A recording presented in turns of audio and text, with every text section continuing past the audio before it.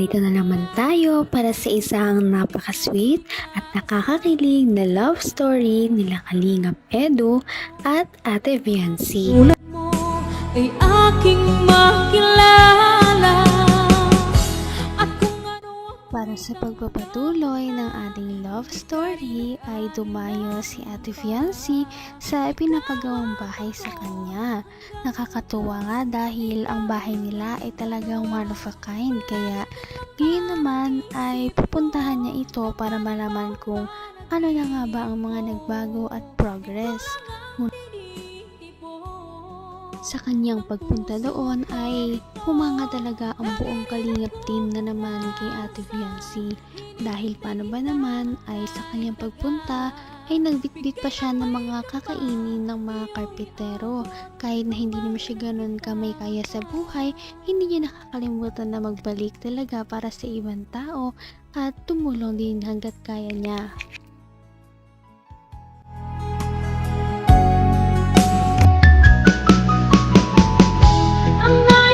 Yata ako doon ah. Ang biras. Nalaging kamay ko doon. Sigurado yung taas? Tingnan nga natin yung taas. Yung bahay niyo kung... Hello. Ingat, madulas. Ay, wow. Wow, grabe oh. Ano to? Kwarto rin pala to. Ano po? Kaya yung kwarto dito. Dalawa eh. Saan ilalagay yung mga gamit mong marami? Kadami-dami mong gamit. Puno na yung bahay ng gamit mo. Ang bihira ka. Dapat malaki ang kwarto mo eh. Tapos dito, CR mo. Ha? Ang ganda. Mahal-mahal ka na sponsor mo eh. Ay, ito yata sa'yo kasi mas maganda dito. Bako. Ganda pag umaga po. Maganda dito. Buksan mo din siya. Sigurado. Ano? Sobrang ano dito. Maliwalas ano? Ako, lapit mo na. Baka araw-araw na dito si Doc. Ay. Bongga. Bongga, mayaman ka na. Mayaman ka na. Naabutan mo na agad ako. Mayaman ka. Partida ka ba? Wala ka pang ginagawa. Papatuloy mo ba ako dito sa bahay niya? Siyempre. Ay, makikilive ako dito. Sa buong history ng pagpapatayo ng bahay ng buong Kalingap team, ang bahay ni Ate Viancy ang pinaka natatangi dahil ito lamang ang nagkaroon ng groundbreaking ceremony, lalong-lalo na at nagkaroon din ito ng ikalawa pang palapag dahil napakarami kasi sa mga sponsors ang sumusuporta sa kanya na gustong magkaroon siya ng malaking bahay. May dami mong gamit. Puno na yung bahay niyo ng gamit mo. Bihira ka. Dapat malaki ang kwarto mo eh. Tapos dito, CR mo. Ha? Ang ganda. Mahal-mahal ka na sponsor mo eh. Ay, ito yata sa'yo kasi mas maganda dito. Bako. Ganda pag umaga po. Maganda dito. Buksan mo din siya. Sigurado. Ano? Sobrang ano dito. Maliwalas ano? Ako, lapit mo na. Baka araw-araw na dito si Doc. Ay. Bongga. Bongga, mayaman ka na. Mayaman ka na. Naabutan mo na agad ako. Mayaman ka. Partida ka ba? Wala ka pang ginagawa. Papatuloy mo ba ako dito sa bahay niyo? Siyempre. Ay, makikilive ako dito. Paggabi. Araw-araw po. Makikilib ako paggabi. Ay, dito muna ako. Bakit gabi? Siyempre, gabi ako na live.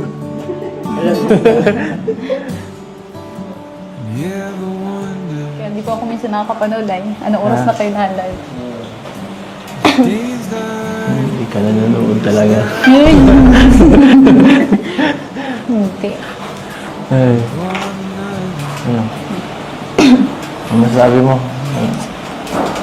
Thank you Masaya po. ka na? Thank you sa mga nag-sponsor din po kasi kay Kuya Rab, siyempre, kay Kuya Van. Siyempre, Masaya. site po kasi. Kahit saan talaga magpunta ang EDC Love Team, talagang pinapakilig nila ang mga tao sa kanilang paligid. At hindi nila ito naiiwasan dahil na napakalakas din talaga ng kanilang chemistry.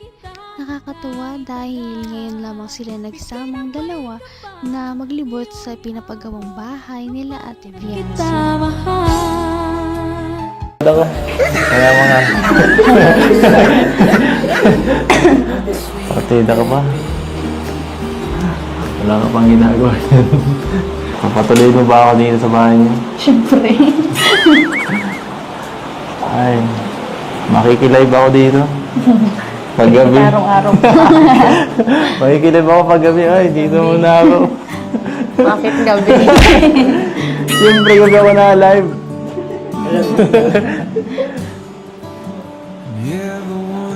Kaya hindi po ako minsan nakakapanood ay. Anong oras na kayo na-live? Hindi ka nanonood talaga. Hindi. Ay. Ano? Ano masasabi mo? Thank you Masaya po. ka na? Thank you sa mga nag-sponsor din po kasi kay Kuya Rab, siyempre, kay Kuya Van. Siyempre, Masaya. site po kasi. Masaya ka na?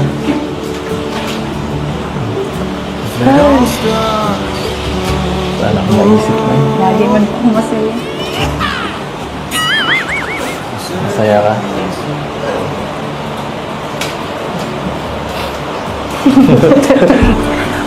Hindi kaya. Tudala ako. Cute mo.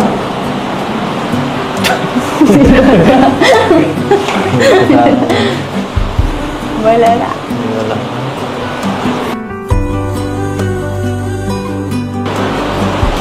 Ay.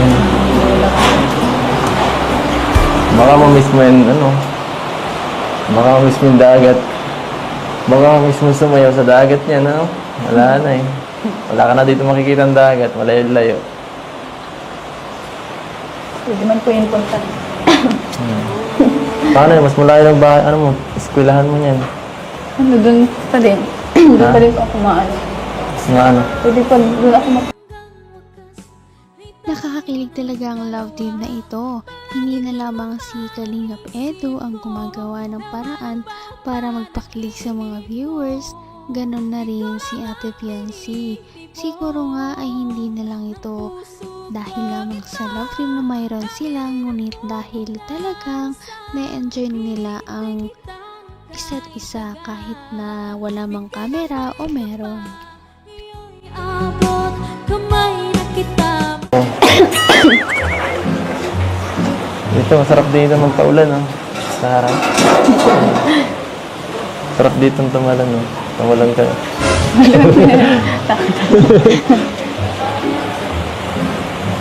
sobrang layo na po sila ate. Malayo.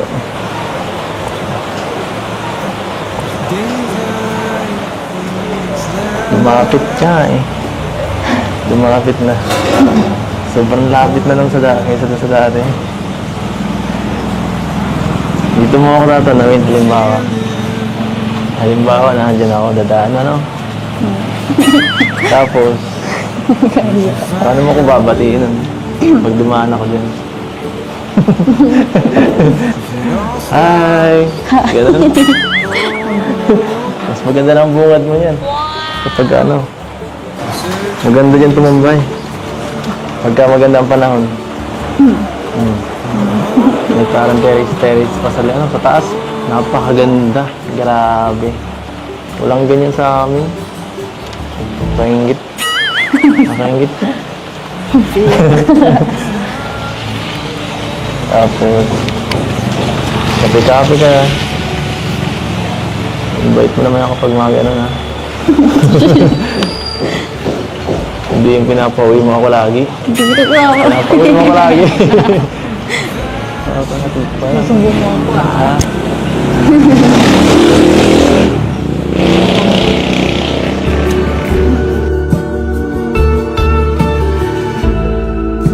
And hope we know when it's better Hindi ko pa talaga akalain na magkakawato ng ganito kalaking bahay. Huh?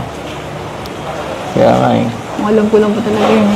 Yung kumbaga mga pabahay lang talaga ni Kuya Rab. Ganun na lang po Simple lang. yung gusto ko. Sana nga ay makalipat na si Ate Viancy at ang kanyang pamilya sa kanilang bagong bahay. Sana ay matapos na ang pagpapagawa dito para makalipat na sila at hindi na sila palagi nag-aalala kapag may mga unos man na dumating sa kanila at mas magiging maginhawa na ang kanilang pamumuhay. Napakasweet talaga nila at napakabait ng tambalang ito kaya maraming sumusuporta. Kaya naman, sana ipatuloy natin silang suportahan at mahalin si Viancy, si Kalingap Edu at ang Kalingap team. Yun lamang at maraming salamat sa panonood. Abangan natin kung magkakatuluyan ba talaga si Kalingap Edu at Viancy. Hanggang sa muli. Bye! Ngayon'y abot